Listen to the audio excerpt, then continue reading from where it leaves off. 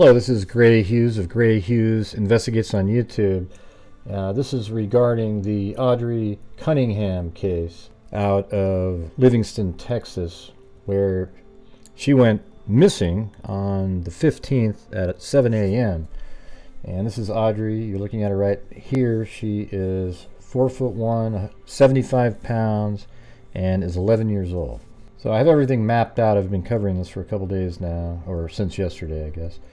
And on the morning of the 15th, she apparently, this is what was claimed at the time, is that she was supposed to go to a bus stop, which I believe is probably right around in this area here. She lived right here in this house off of Lakeside Drive, right here, with her father, Joshua. Now, he had custody, and her mom did not have custody. And she seemed eager, though, to be able to see her at some point. And keep in mind that Joshua has a roommate, or had a roommate, named Don Steven McDougal, who has an arrest record that would fill an encyclopedia. I mean, he also had charges against, like children, where he was soliciting children, etc. And I'm not really sure why her father would allow somebody like that in the home. But apparently on this morning, she was supposed to go to the bus stop, but she never made it onto the bus and she never made it to school. But there was a text message exchange revealed between McDougal and Audrii's mother. And in this text exchange, McDougal is explaining how Audrii's father, Joshua, and everybody have tried to make her look like a monster, even saying that she hides in the woods, and we're trying to convince Audrii to be scared of her mother. So she's like, I just want to see her, because Don McDougal had suggested, yeah, I could set up something where you guys can meet. And she says, well, I only want to meet her if she really wants to, so send me a message. So this was on Valentine's Day, a day before she went missing, this exchange here. And so they set it up where in the next day, McDougal was supposed to put on video, a video of Audrii communicating to her mother saying, yes, I want to see you. And they were going to set up some rendezvous at a fishing point at a park. And he kept saying, okay, so I'll drive her to school in the morning. And she kept saying, you mean after school, right? Yeah, I'll drive her to school in the morning. You mean after school? He kept confusing that over and over again. And then he goes, yes, after school, right. And then, there's never a video shown with her on it to the mother. So the mother later in the day is like, yeah, I guess today isn't going to happen. And he goes, yeah. And then later he says, hey, have you seen Audrii? Apparently she never got on the school bus and never made it to school.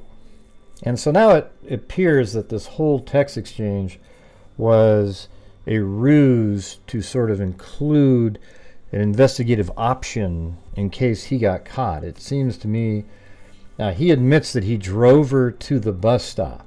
Okay, now the reason I think the bus stop is right over in this area is because the local designated bus stop is right here, according to an online site that I went to.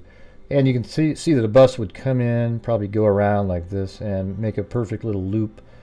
And maybe in this general area, there would be a bus stop. I don't know if it's right around, over here or over here, but somewhere in this area is likely where she'd get on the bus, and the bus would come around and then exit the area on a state road. But she never made it onto that bus, and she never made it to school. And so now people are looking for her. And then based on the investigation, I think it led to McDougal right away.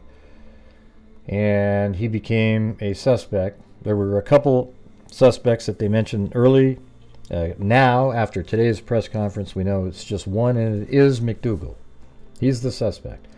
They originally started searching in this area here, and I think this is the area they found the backpack. And it's near a dam right here, and the police vehicles were all parked along here, looking around in this area, and they found the backpack. Then today, an individual named Grizzly Hood News, who does sort of on location videos in various places. She was out there. So right in this area right here is where she was with her cell phone doing a live stream, and it's Long King Creek right here, and there's a highway going over it. So I just kept looking for various locations where Long King Creek went under a highway, and then I found the location where she was standing, and it's right here. So in this video that she was playing, the FBI is seen down below carrying up a few like brown bags where they put evidence in. Okay, so we know that they were in that area. So perhaps they even collected information there. Then another boots on the ground named Miguel Benavidez, he was also out there driving around, and he pulled over in this location here, it appears, because he said it was a boat ramp of the Trinity River off of Highway 59. Here's 59, and here's a boat ramp. Now it's kind of convoluted how you have to get there. You have to come over the free. You can be coming this way on the freeway and take a left and then cross and go down, or you can be driving this direction and then take this right and go around, and it goes back under and down here. Now what Benavidez said was that in this location he could see perhaps Texas EquuSearch there, and then McDougal himself wearing a striped prison outfit get out and point into the river. So in this location here, it appears to be perhaps where he's admitting where he threw or placed Audrey's body in the water. Now I hope that isn't the case, but it's starting to look like that. Also, there's been people posting online that on scanner audio sometime after 3:05 local time, or right around then, they mentioned that McDougal confessed. I haven't been able to see that, but it does sort of match if he's here pointing into the river. Now, they're probably looking in the river for her at this point. And you can see the river's got a lot of different snags and various things, and the river does flow this direction. And so that would be a good place to start, is be somewhere in this area where if she's in the water she gets snagged up in here, and some of this other stuff looks pretty free flowing, and I'm sure the river's higher this time of year. It's just a very sad overall story. I mean, this is another case a little bit like the Montgomery case, where it's just the parents let the child down. Now, in this case, I don't think the mother hates her or is some evil being, but I think both parents in this case are obviously, not parents of the years. I mean, they seem to have really let down their child. I mean, why would you have a roommate with that type of an arrest record? I mean, it's just absolutely ridiculous. So I think what happened here is, this is just my theory,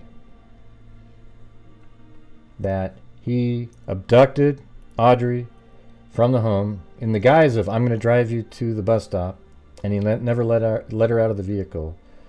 And then he exits the area, and then he makes it down here somehow. This is probably where the assault happened, and he dumped her backpack here, and she's still in the vehicle. Then he drives this route like this, and in this area down here he dumps some other items off this bridge, and then he continues to drive down like this onto Highway 59, and then drives in this direction, loops around, goes back under, and then comes down here, and likely this is, she placed her body into the river, because this is outside of town now. You're right? So if you put her over here, she's kind of in the general area. But over here now, she's going to be heading downstream and far out in this rural area here. Okay, so unfortunately, I think that's what's going on. And, just a ridiculous story again.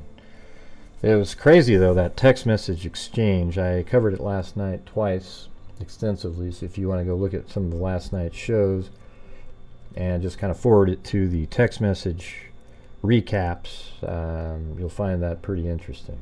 And another thing to put out there is that McDougal has been arrested.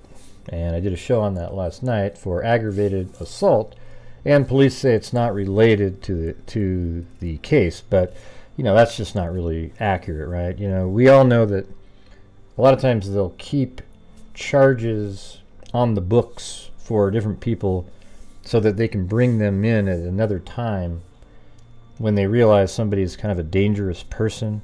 So they want to have some things that they can just bring him in. So he was arrested because of Audrei's case under the guise of the assault with a deadly weapon, in my opinion. Now, if it's a new assault with a deadly weapon, it's still associated with the case. He is their only suspect, and he was arrested for assault with a deadly weapon. Now, whether that, I just think that's going to end up being an older case, and they held it so that they could bring him in at any time to question him should a new case arise, especially when you have people like this that are prolific criminals that have their propensity to exact incredible violence and disgusting behavior. You definitely want to keep something on the back burner so you can bring them in when you need to. All right, so that is it, everybody. I hope you found this video interesting and at least got you up to date. There's all kinds of other information out there too. There's also a woman who said that he tried to sell her his SUV on the night of the 14th, which opens the door that maybe he actually killed her late at night on the 14th, and that whole text message exchange was a ruse to make it seem like she was still alive, and then to introduce the mother as a possible suspect into the case. So there's all kinds of information out there that people are saying. Another individual said that he assaulted her tried to when she was 10 years old, and she hid in the living room, and then eventually he quit looking for her, but he tried to assault her when she was 10 years old. That's what she claimed in one of the Facebook groups. But you never really know which parts of those are interesting, so you got to rely on, like those people on the ground. They seem to have accurate information, and the news media was interviewing them, and it seems to match the information that the sheriff put out. The sheriff doesn't seem very confident that she's still alive. Even the guy that spoke today, and I believe it was a different person that spoke yesterday, they both didn't seem very confident. All right, so I guess we'll just pray that somehow a miraculous recovery will happen, but it doesn't look good. Okay, so again, thank you all very much for watching. Please hit that like button, share, and subscribe. And as I always say, everybody, until next time, be safe out there. Oh, and by the way, when you hit the subscribe button, make sure to hit the notification bell and then select all videos. If you don't do that, they don't notify you. All right? All right. Thank you very much. Have a good day.